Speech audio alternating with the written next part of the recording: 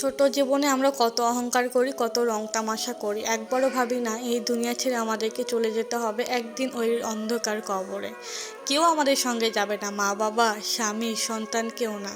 এই একটা দেহ নিয়ে, একটা শরীর নিয়ে একা এক অন্ধকারে কবরে যেতে হবে। হ্যালো এভরিওয়ান, আসসালামু আলাইকুম। সবাই কেমন আছেন? অনেকে বলবেন কেন আমি এই কথাগুলো বললাম। আসলে আজকে আমার অনেক দিন পরে এই হসপিটালে আসা, প্রায় 2 বছর পর। এখান থেকে যখনই আমি যাই তখনই কেন জানি মনের মধ্যে ধুক ধুক ধুক ধুক এই কথাটা সবসময় বাজে, সবসময় এই বাজনাটা বাজে। আমার এখান থেকে একজন না, দুইজন না, 3টা মানুষকে আমি হারাইছি এই হসপিটাল থেকে। কেউ আসে জীবন নিয়ে, কেউ বা যায় জীবন নিয়ে চলে যায়, কেউ নিয়ে জীবন নিয়ে আসে। কেউ এই দুনিয়ার নতুন আলো দেখে, কেউ এই দুনিয়ার অন্ধকার আলো ছাড়া যায় অন্ধকারে। এটাই হচ্ছে বাস্তবতা।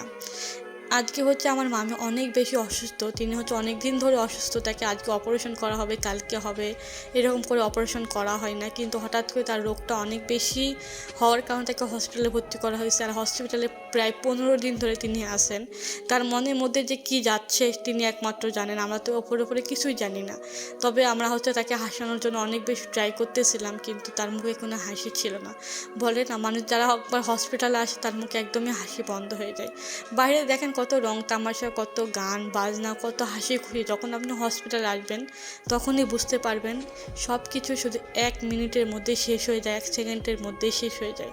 তো এখানে আমরা হচ্ছে মামিকে দেখার পরে মামি আমাদের দেখে অনেক বেশি কান্না শুরু করে দিতেছিল।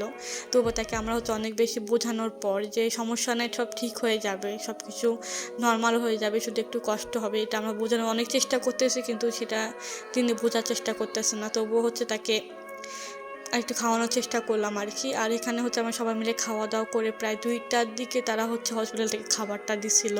আর হসপিটালের খাবার আমি একদমই পছন্দ না, কিন্তু আমার মানুষ বলে না, ঠেকায় পড়ে মানুষের বিপদে পড়ে সেই খাবারটা মানুষ খায়। কিন্তু অনেকে আসে না, হসপিটালে অপরিচ্ছিন্নভাবে রান্না করে। কিন্তু অনেক জায়গায় দেখতেছিলাম যে এই পরিষ্কার এই রান্নাঘর এবং এই হসপিটালের খাবার কেমন আমি জানি না।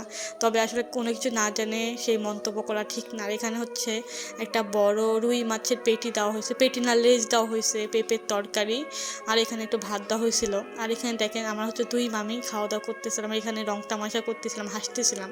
আর সবাই তার জন্য দোয়া করবেন, অনেক বেশি দোয়া করবেন, সে যদি সুস্থ হয়ে বাড়ি ফিরতে পারে এবং ভালোভাবে থাকতে পারে। যতটুকু আল্লাহ তাকে রিজিক দিয়েছে ততটুকু আল্লাহ তাকে ভালো রাখছে, সবাই তার জন্য দোয়া করবেন। আর তিনি হচ্ছে আসার সময় অনেক বেশি কান্না করতেছিল, তবুও আমরা তাকে অনেক বেশি বোঝানোর চেষ্টা করতেছিলাম। লাস্ট পর্যন্ত আমরা একটু হাসাহাসি করে অনেক বেশি তাকে আনন্দ দিয়ে আসছে, জানি না কতটুকু দিতে পারছি। তবে তার জন্য অনেক বেশি দোয়া করবেন, সে যে ভালো থাকে। সবাই ভালো থাকবেন, সুস্থ থাকবেন। আল্লাহ হাফেজ।